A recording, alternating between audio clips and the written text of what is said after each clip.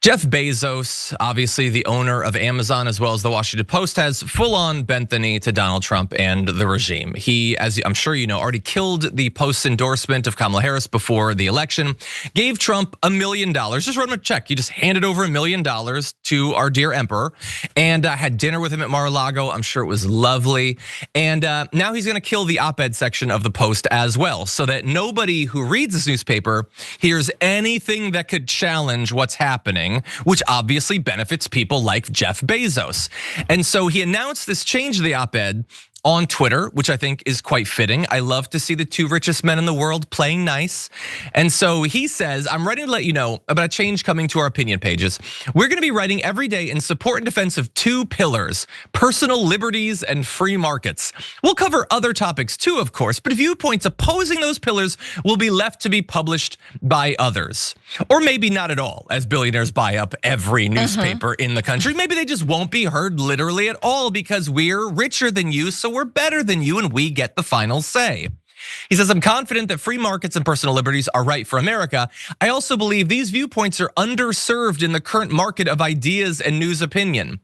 Which is true. When I saw this announcement, I had to look up what a free market was because I've never heard them boosted in newspapers or on cable news.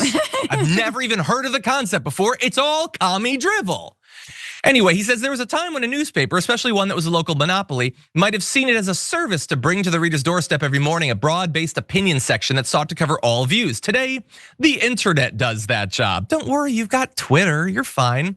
I am of America and for America and proud to be so. Our country did not get here by being typical, and a big part of America's success has been freedom in the economic realm and everywhere else. Freedom is ethical, it minimizes coercion, and practical. It drives creativity, invention, and prosperity. And then he talks about the editor who is stepping down or whatever. And so I talked about this a little bit on the Young Turks yesterday. So not only is this obviously like this is the lowercase c censorship. It's his platform, he can do it if he wants, it's not the government, but this is hardly conducive. Like he's talking about freedom as he says, you are not free to talk about such things in my op-ed section, which again, is his right to do, but it's obviously fundamentally hypocritical. Also, when he says freedom, he means freedom for corporations, lack of regulation. That's it, not freedom for you.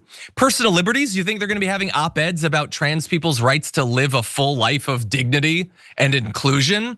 Those sorts of personal liberties, you think you're gonna have a lot of op-eds boosting regained access to abortion rights and those sorts of things? Again, that's personal liberty, but that's not what he means when he says it. He means rights of corporations to do whatever they want in pursuit of profits, even if it means screwing over or maybe damaging or killing you and your family. That's the sort of personal liberty that he's talking about. That's the free market. Oh, yeah. Are they gonna be doing op-eds about cutting government subsidies for industries, which is a violation of the principle of free markets? It's giving a leg up to certain corporations or industries over others? No, because again, these words are all massive billionaire propaganda.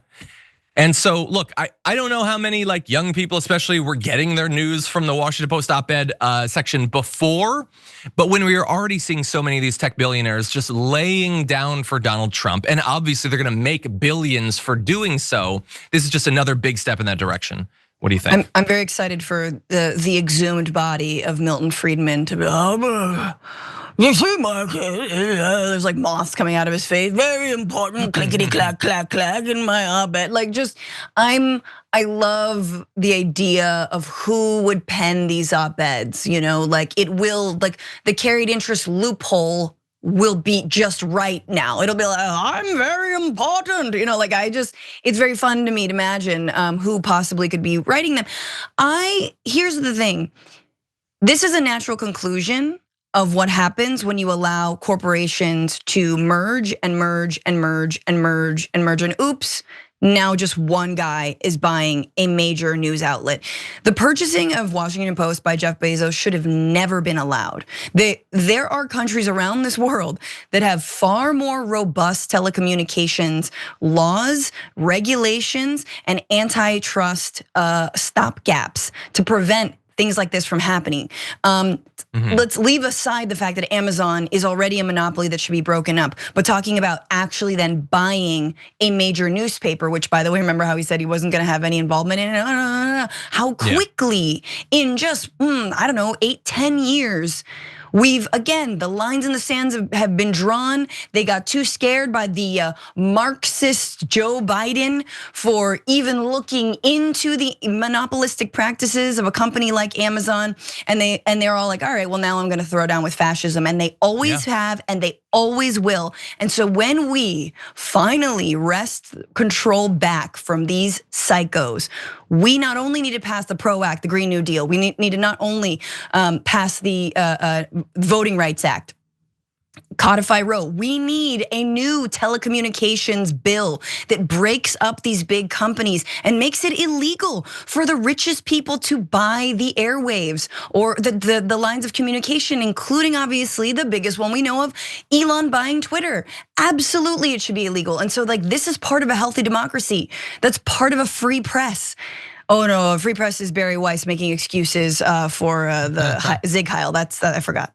Exactly, that's all that counts. I'm just gonna end with Bernie Sanders saying this is what oligarch ownership of the media looks like. The second richest guy in the world owns the Washington Post. He's now declared that the editorial page of that paper is going Trump right wing. Surprise, Mr. Musk agrees we must support independent media, 100%. And I would love to see more of the progressives in the Senate and the House supporting independent media, actually going on it. But anyway, he's 100% right. And again, right wing absolutely loves Charlie Kirk's like, oh yay, the culture is changing. You're not allowed to express ideas in this massive newspaper. And that's consistent with what I've always said the media should be like. And so if the LA Times is likely to do the exact same thing if it already hasn't. But let's say that they were to be like, no, you're not expressing any right wing opinions anymore. I'm sure Charlie Kirk would be like, that's cool. That's just the culture changing. I don't have any problem with that or anything. Again, these people are utter hypocrites who just want, it all comes down to weakness wants protection and assurance. They want to win automatically. They love the idea of going to like a college campus and debating an unprepared sophomore or whatever, but in the actual marketplace of ideas, they don't want competition. They don't want to have to actually stand on their platform, on their principles. That's why all of their time and attention and money goes to distractions from politics. And then we just do that long enough, we demonize trans people for long enough until eventually the billionaires just say, no, you can't publish that stuff anymore. Washington Post, you can't publish it. You activists and journalists on Twitter, we're gonna ban you. You don't get to express those thoughts. We're gonna ban links to other platforms. We're gonna do all that stuff. There's nothing they love more than actual censorship.